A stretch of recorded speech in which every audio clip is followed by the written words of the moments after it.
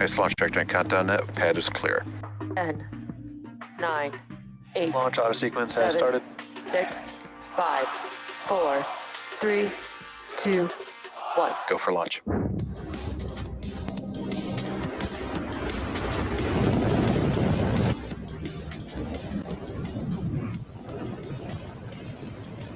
Vehicle is supersonic. Stage separation confirmed. Dragon, separation confirmed.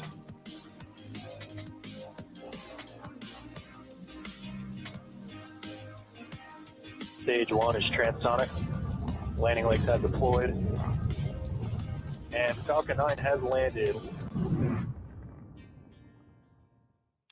Hello, everyone. You are looking at a live view of Falcon Heavy on historic Launch Complex 39A at Kennedy Space Center, awaiting liftoff at 5:56 p.m. Eastern Time.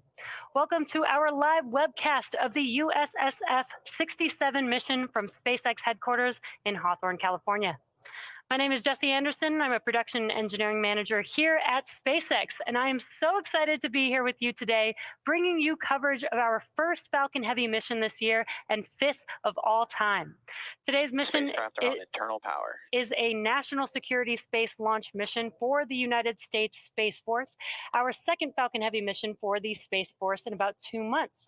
Now, just like USSF-44 last November, USSF-67 will launch into a geosynchronous Earth orbit from Launch Complex 39A in Florida. Now, additionally, at the request of our customer, we will again not be showing views of the payload. So we will be ending the webcast just after Falcon Heavy side boosters make their way back to land on Landing Zone 1 and Landing Zone 2 around the T+8-minute mark into flight. Now, in addition to covering today's launch, we're excited to be joining you this weekend as Monday is Martin Luther King Jr. Day.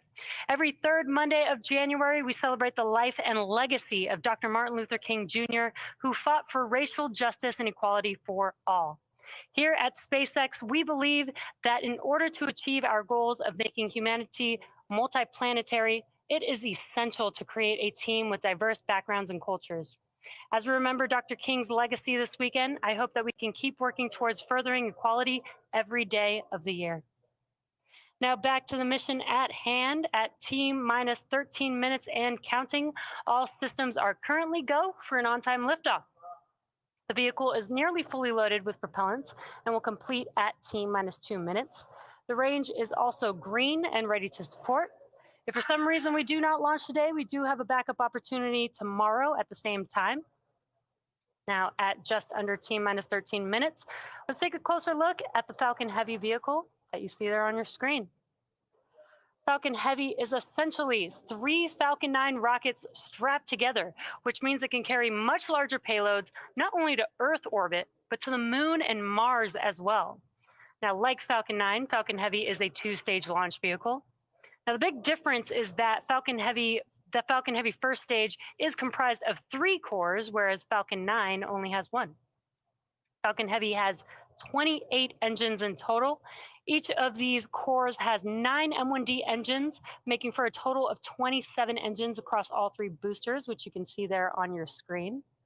The 28th engine is a Merlin vacuum engine on the 2nd stage and will power the payload to its final targeted orbit.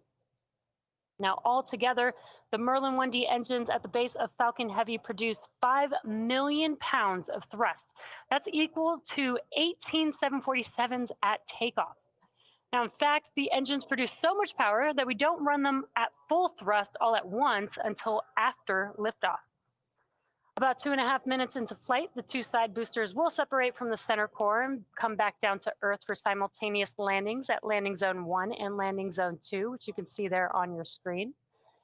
If successfully recovered, these side boosters will be refurbished and used in a future national security space launch. Now, upon side booster separation, the center core will keep firing for about 90 seconds before shutting down its engines and then perform a standard stage separation from the 2nd stage. We will not be attempting to land our center core today as the mission requires more performance. Now, this means that in order to get our payload to where it needs to go for today's mission, the center core will burn the fuel that we would typically use for recovery. And for those of you looking closely, that is why you don't see any landing legs or grid fins on the center core. Now moving towards the top of the vehicle, once the first and second stage separate, the second stage will propel our payload to its intended orbit. At our customer's request, we will not be showing views of stage 2, so immediately after the Merlin vacuum engine on the second stage fires up, we'll be directing all of our attention to the landing of our side boosters. Now, above the second stage is where our payload is safely enclosed inside of the fairing. That's at the very top of the rocket there on your screen.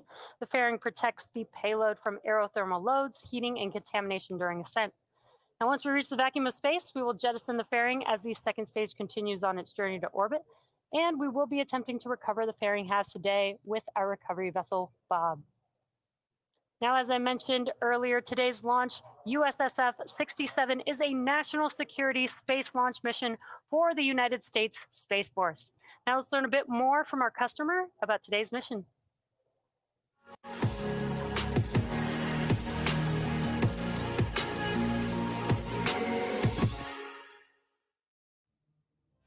We depend on space every day to support our way of life, our supply chain, financial systems, weather tracking, and power grids, as well as air, land, and maritime infrastructure. Our U.S. military is the strongest and best equipped force in the world. In the heavily contested space domain, Space Systems Command leads a team of roughly 15,000 guardians, airmen, civilians, and contractors. Headquartered in El Segundo, California, our unbeatable team operates from multiple locations across the U.S. and includes 2 space launch deltas, SLD-45 at Patrick Space Force Base and SLD-30 at Vandenberg Space Force Base. Through unity of effort across the space acquisition enterprise, Space Systems Command delivers to warfighters integrated and resilient space capabilities through 5 program executive offices. Assured access to space, procures launch services and delivers on-orbit capabilities faster and more frequently than ever before, while sustaining ranges for the United States Space Force and commercial partners. Battle Management Command, Control, and Communication delivers tactical and operational command and control capabilities to warfighters, facilitating timely and quality battle space decisions for the joint all-domain fight. Space domain awareness and combat power maximizes the full characterization of space using a wide range of multi-domain assets by rapidly detecting potential and real threats to our nation and allies, which enables decisive action in the space domain. Communications and positioning, navigation, and timing ensures the delivery of resilient capabilities across the acquisition lifecycle, from prototypes to systems on the production line to systems our warfighters have been operating for years. Space sensing delivers space-based battle space awareness through missile warning, tracking, environmental monitoring, and tactical intelligence, surveillance, and reconnaissance. Our adversaries fully intend to disrupt, degrade, and destroy the U.S. and our allies' ability to access and operate in space. Not on our watch. Space Systems Command is focused on creating and sustaining resilient lethality in space through systems integration, unity of effort, and digital engineering ecosystems. At Space Systems Command, space starts here. At T-minus 6 minutes and 45 seconds, the SpaceX team continues the countdown for launch of our 4th operational Falcon Heavy flight, and all systems are go. Following a successful static fire this past Tuesday, Falcon Heavy rolled out to the pad with the payload at 5:45 a.m. and went vertical about 4.5 hours later. Now, before we began the webcast, the SpaceX launch director... Booster RP1 load is complete. The SpaceX launch director pulled the members of the launch team and got a go for propellant loading and launch. And we're currently loading propellant on all 3 first stage boosters as well as the second stage. Now you may be able to hear the live rocket sounds from our launch pad. The pops and hissing sounds that you hear are from propellant loading as well as the launch mount and strong back that the propellant is going through. Falcon Heavy uses two propellants, a refined form of kerosene called RP1 or rocket propellant 1 as a fuel, and LOX or liquid oxygen as an oxidizer. Now an oxidizer is a type of chemical that a fuel requires in order to burn. The liquid oxygen is chilled below its boiling point so that it has a much greater amount of mass per volume. So basically we can load more of it into the vehicle. Our fuel is RP1, essentially a purified kerosene. It is safe, easily available, and has a lot of history. And in fact, the Saturn V first stage flown from this very pad on the moon missions also used liquid oxygen and kerosene. And in addition to these two propellants, we also use the chemical TTEB, or triethyl aluminum and triethyl borane, as an ignition source. The combustion of RP1 and liquid oxygen is what makes the rocket go, and it's the TTEB that sets the match to the propellant mix. Now next up, the trusted structure next to the vehicle. Tanks are pressing for a strong back retract. And there's that call out just in time. The structure next to the vehicle is called the strong back, or the TE. And in preparation for retraction, the clamp arms will begin to open. There's clamp arms just there that you can see on your screen below the fairing. Those will begin to open up, and once they are fully open, Strong back retract in progress.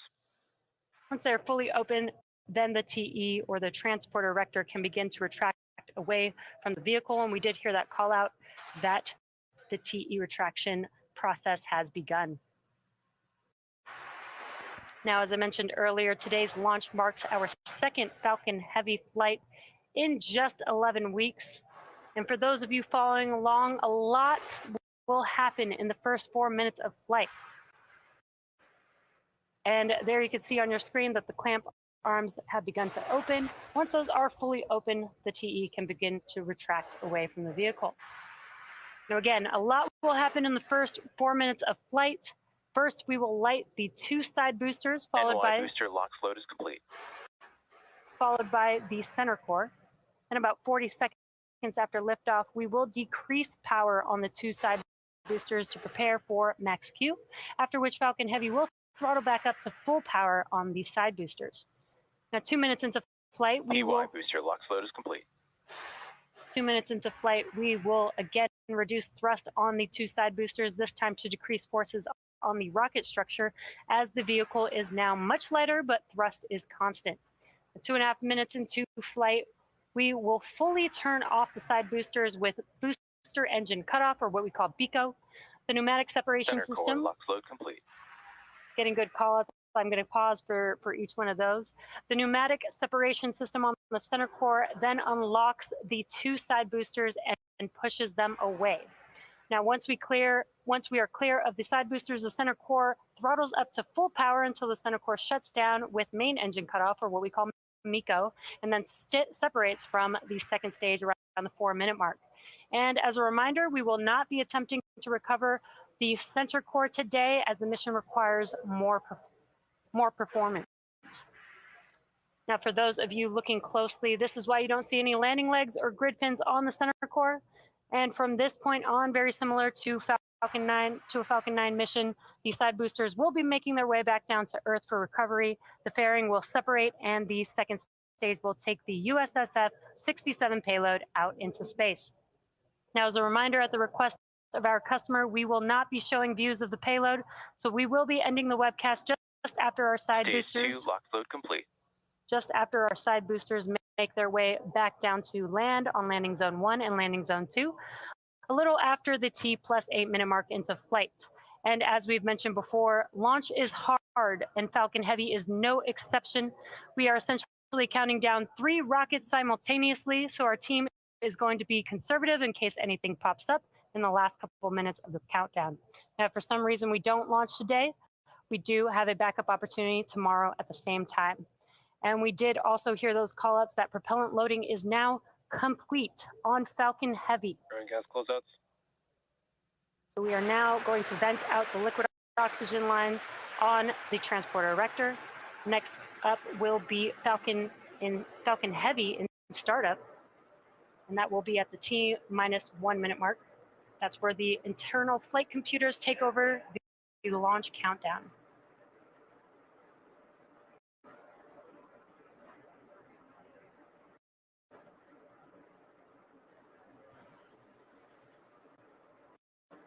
Falcon Heavy is in startup. And great news, Falcon Heavy now in startup. We're now just waiting for the final call from the launch director.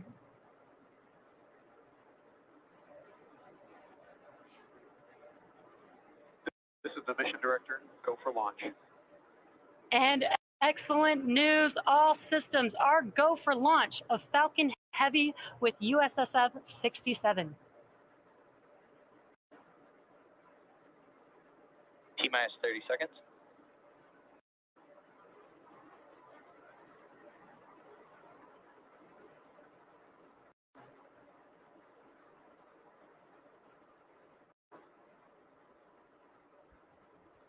Fifteen seconds. T-minus 10, 9, 8, 7, 6, 5, 4, 3, 2, 1. Engine full power. And liftoff of USSF-67. Go Falcon Heavy. Go Space Force.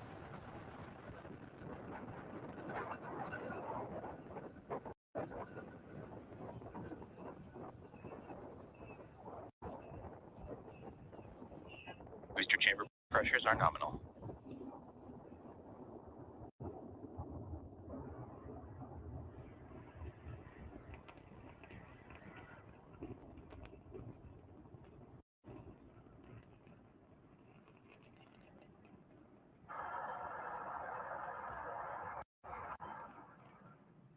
T plus 40 seconds into flight under the power of 5 million pounds of thrust. Power and telemetry nominal. Falcon Heavy is headed to space.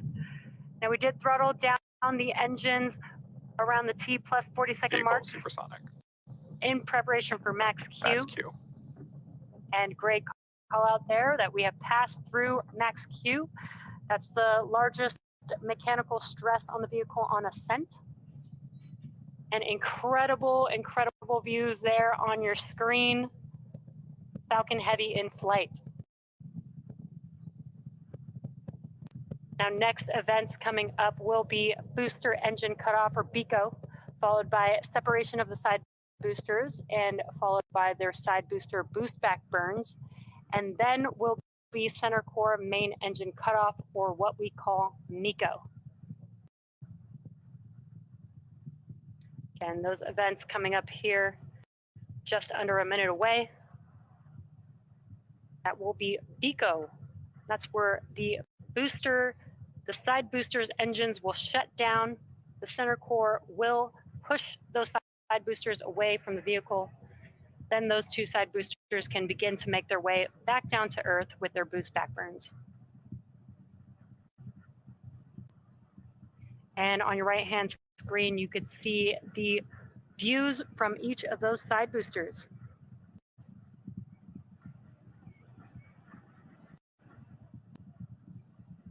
Really incredible views here. Again, we will have BECO, side booster, boost back burn, followed by main engine cutoff of the center core here in just a few seconds.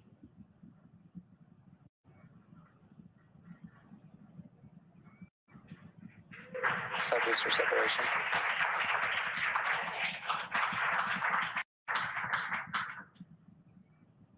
Side core booster startup.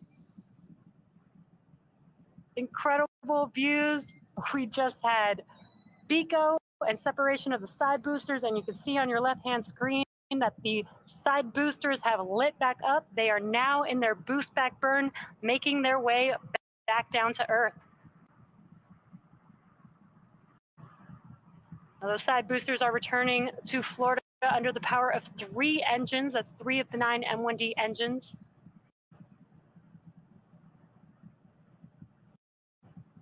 So next up will be the conclusion Next up will be the conclusion of those side booster boost back burns, followed by MECO on the center core, as well as stage separation of the center core and the second stage, and then SES-1 or second stage engine start 1. Now, as I mentioned previously, per the request of our customer, we won't be showing second stage views after SES-1. And additionally, our center core or stage 1 is expendable today, so we will not be attempting to recover that vehicle, but we should have some great views like we are seeing right now. Core boost back, shut down. We should have some great views of those side boosters touching down for landing. MECO. Stage separation confirmed.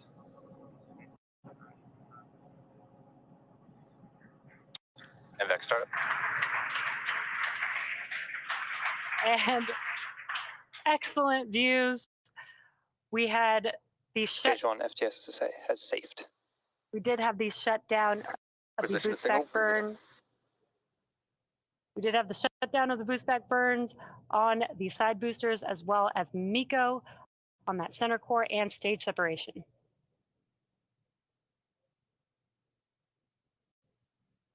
We are waiting for confirmation of a call out of the fairing separation.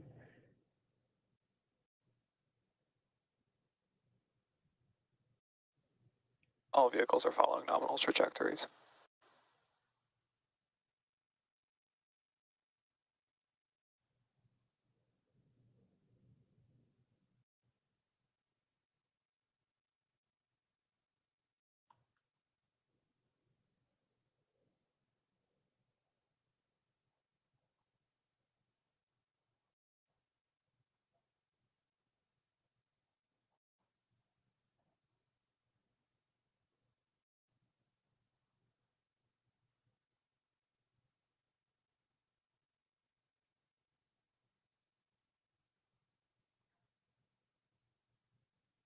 So currently stage 2 is still making its way to its targeted drop-off orbit, while the side boosters are making their way back down to land.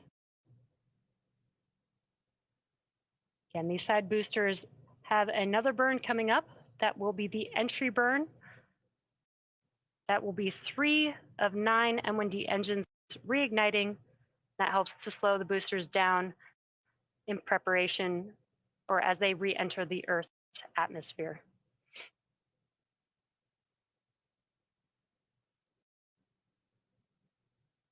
We got some views here from those side boosters there on your screen. Now, at the time of separation, the side boosters were traveling slow enough to turn around and make their way back to land, to our side-by-side landing pads. If we have successful landings today, we'll mark the 163rd and 164th landing of an orbital class rocket. As I mentioned earlier, the center core will be expendable, and we are not attempting to recover it today. Side core entry burn startup. And there you can see on your screen, the entry burns for these side boosters have begun. They're just about 12 seconds long. PY FTS has saved and NY FTS has saved. And the entry burns for both side boosters have now concluded. Now, next up will be the final burn for each of these side boosters. That is the landing burn. It is just a single engine burn, the center E9 engine. Each one of these M1D engines have about 190,000 pounds of thrust. So that is enough to slow the vehicle down just in time for landing. And you could see the coast of Florida in the background. Side boosters are transonic. Now that landing burn coming up here in just about 20 seconds or so. Landing burn will last about 20 seconds long. Again, we are scheduled to land on landing zone 1 and landing zone 2. Landing burn. And there are those landing burns have begun on the side boosters. So let's watch as they touch down. Stage 2 is on thermal guidance. Stage 2 FTS is saved. Booster landing leg deployed.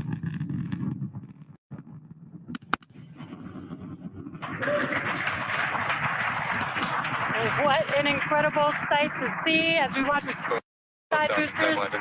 touchdown for landing. That confirms successful landing of both Falcon Heavy side boosters on landing zone 1 and landing zone 2. Now, with these two side boosters, this marks the 163rd and 164th overall successful landing of an orbital class rocket. It's also the 25th landing on landing zone 1 and the 6th landing on landing zone 2. And with successful confirmation of our side boosters landing, that will bring today's webcast to Nominal a orbit close. insertion. Now, we'd like to thank the United States Space Force for entrusting us with today's mission. Thank you to the Range and the Federal Aviation Administration for licensing today's launch. And we'd like to thank all of you, our viewers, for tuning in. Now, if you're interested, head over to our website and social media platforms for updates on our next missions and milestones. We hope that you all enjoy the rest of your weekend, and we'll see you again soon.